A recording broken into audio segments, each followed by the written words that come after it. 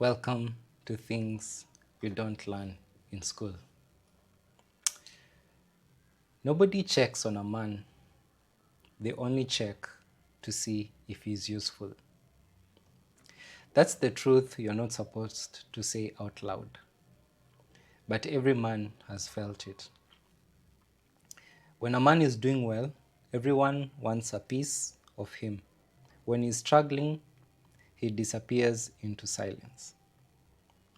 According to a 2023 survey by YouGov UK, 54% of men said that no one would notice if they were struggling emotionally. In contrast, only 28% of women said the same.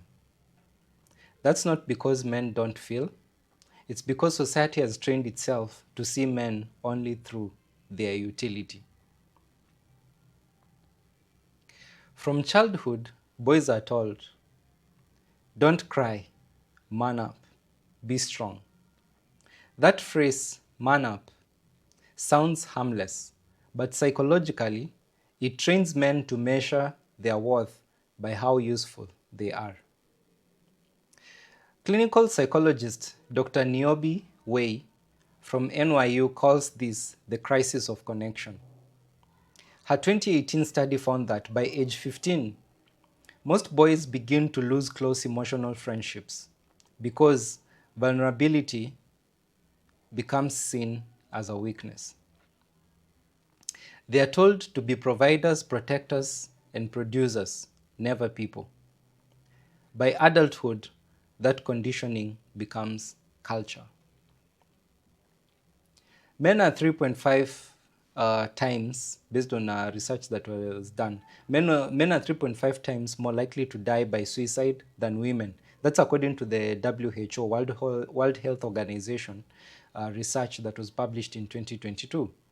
Yet men are far less likely to seek therapy or talk to someone about their struggles.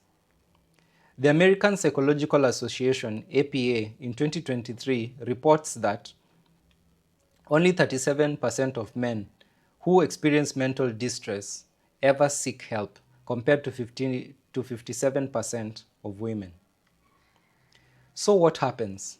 Men isolate. They disappear. And the world only notices when something breaks, when he loses his job, his family, or his life. Before that, silence. Society measures a man by what he can do, not who he is. If you can pay bills, fix problems, or protect others, you're valuable. If you can't, you're invisible and more so replaceable. Economist Warren Farrell, in his book The Boy Crisis, which was written in 2018, or rather released in 2018, explains it clearly. Men are socialized to earn love through performance. Women are socialized to receive love for being. Does this ring something, especially for us millennials? When dad would come home, the first thing we would look at was his hands. But when mom came home, we would embrace her with a hug on the door. That statement isn't an attack, it's sociology. When a man loses his job, his relationships often collapse too. A 2020 Pew Research Center study found that 61% of divorces cited financial stress or instability as a major factor, and the pressure is overwhelmingly placed on the man to provide. In 2020, here in Kenya, you'd realize that there are so many divorces that were filed because of men losing their jobs. And the home became quite a strange place to live because most families realized we've just been more of performing but not really living together. We don't even actually know each other. And when the axe landed on men's jobs, most of them were dropped. And most of the women were saying that I cannot take care of you, you make me feel like a man. But you know, these are vicissitudes of life. The reason why people get together is so that they support each other through the storms. But that was tested in 2020. So we ask ourselves, what message does the society give to the man? He is not loved. He is used. Men occupy 90% of the world's most dangerous jobs. According to data from the US Bureau of Labor Statistics published in 2023, construction, firefighting, mining, electrical, transport, nearly all male dominated. When men die on the job, it's called the cost of labor, not a tragedy. But when a man gets promoted, suddenly everyone checks in. Family calls more, old friends show up because he's useful. Again, useful. It's a quiet form of conditional love. Actually, men, we are loved conditionally. And most men have accepted it without knowing. Let's talk relationships. For many men, relationships feel like contracts of contribution. And actually, they start like that because when you pursue a woman, they tend to ask you, directly or indirectly, what are you going to do for me? Meet any normal woman and ask her, what kind of man are you looking for? She will give you a list of the things she expects the man to do for her. Ask her, what are you going to do for the man? Most are blank. For a man, if you stop providing, you stop being wanted. According to the Institute for Family Studies, IFS, in 2021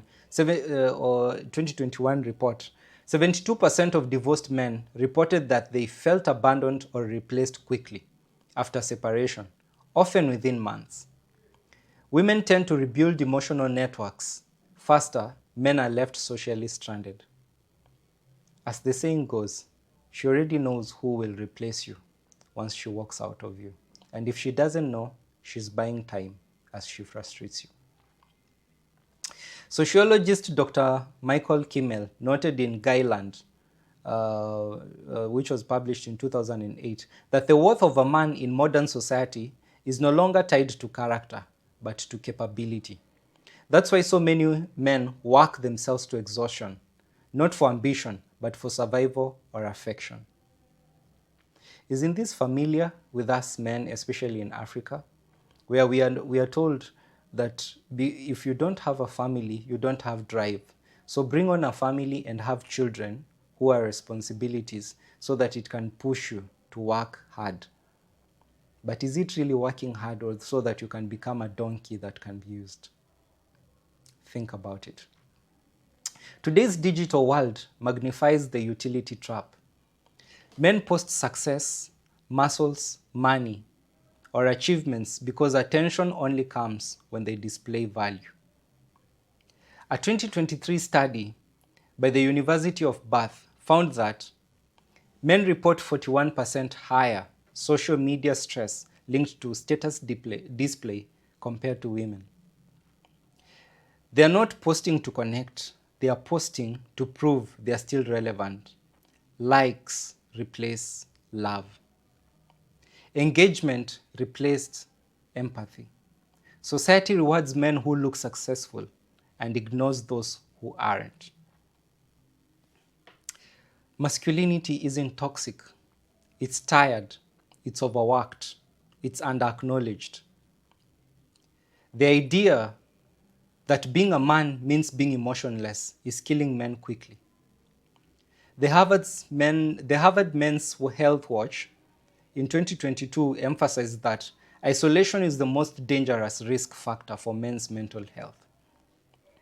It's not testosterone that's the problem, it's loneliness.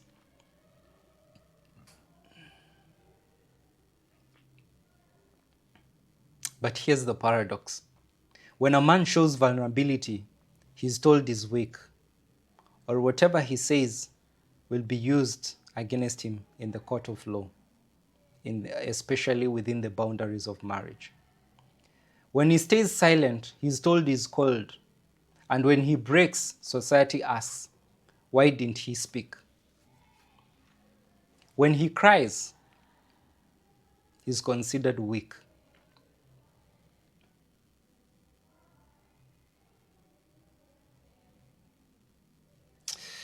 Every system is built on the assumption that men can handle it. Men are 79% of suicides, 93% of work fatalities, and make up over 90% of the prison population globally. This is according to World Bank report that was tabled in 2023. But policy, media, and institutions rarely address men's emotional well-being, only their productivity. Even family court reflects this bias. According to the US Census Bureau in 2023, mothers receive sole custody in 80% of divorce cases. Yet men who fight for involvement are often portrayed as unstable or controlling. It's not a gender war. It's a cultural blind spot. When a woman cries, people comfort her. When a man cries, people question him. Men don't get empathy, they get expectations. They don't get care, they get criticized. When a man dies by suicide, the first question is what happened to him, not what happened around him, because no one checked on him when he was breathing. When we look at domestic violence, how it ends up even in court and maybe sometimes having injuries and all that. Normally the issue is looked at one side and the man is blamed over the issue because he pushed the limit and he lost himself and he decided to use his hands to bring order. We do not condone that. However, on the flip side, the question that is always ignored is what drove him there? What about the emotional and the psychological abuse? Who can address that? Being useful is not the same as being valued. Men must learn to separate their identity from their utility. Mr. Man, you're not your bank account. You're not your job title. You're not your ability to provide. Your worth existed before your work. And if nobody checks on you, check on yourself. Build brotherhood. Speak truth.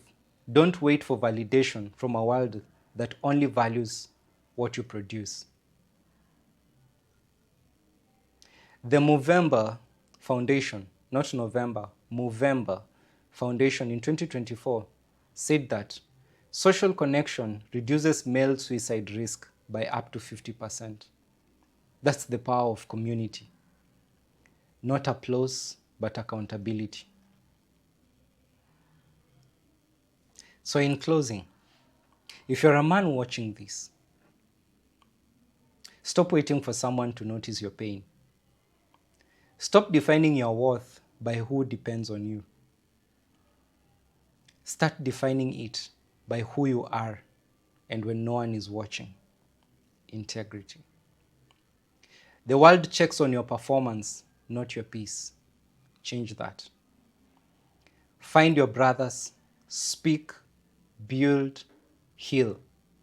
Because usefulness fades, but purpose remains.